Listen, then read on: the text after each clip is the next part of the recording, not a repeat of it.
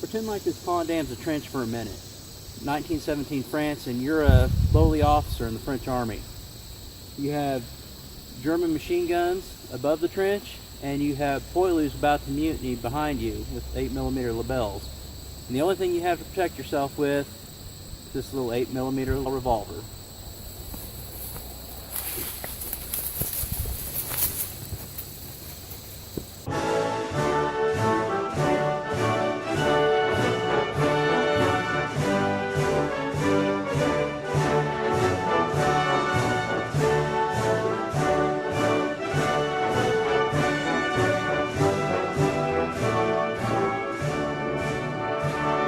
In 1884, a development by Paul Viel would change firearms forever.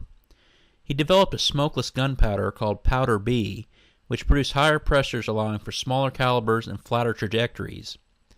The famed Fusil Lebel, or 1886 Lebel rifle, was soon produced, a rifle I eventually planned to make a video for, and a smokeless revolver to replace the Moss 1873 was requested. Although a scaled-down version of the 1873, the Moss 1887 was offered, it was quickly forgotten as Moss was only able to produce 1,000 copies because they doubled down on producing the new rifle.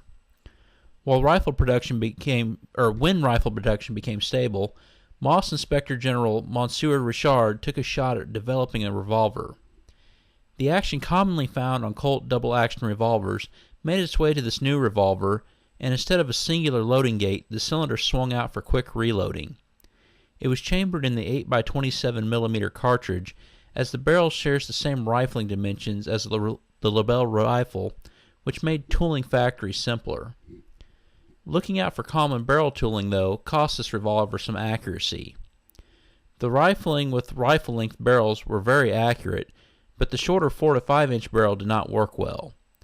Couple this with the 8mm cartridge having around the same power as a .32 ACP, this did not create much knockdown power. Besides the tooling issue, it can be argued that France ignored knockdown power because they didn't have the same colonial experiences as Great Britain and the United States, which led Britain to sticking with the .455 Webley, and the United States adopting the .45 ACP after seeing disastrous results with the .38 Long Colt. France stuck with a gentleman's caliber. While the Modele 1892 did have modern features like the swinging cylinder and an extractor that ejected all spent casings at once, the grip still had the same dimensions as the older 1873 revolvers, and holding it reminds me more of the Nagant revolver than of Western guns. My revolver is a pretty nice example, and it was built in 1904. The year can usually be found on the barrel of these. Shooting this, I used Fiocchi 111 grain ammo. For me anyway, this shot a little high, and this is to my camera's chagrin, and I needed a new one anyway, until I adjusted and shot lower.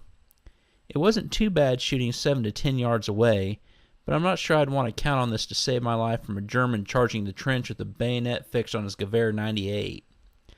To compare it to its World War I peers, I'd take the Modele over a Nagant revolver and a German Luger, but would chuck it in the ditch if I were to get my hands on a Webley 1911 or Colt 1917.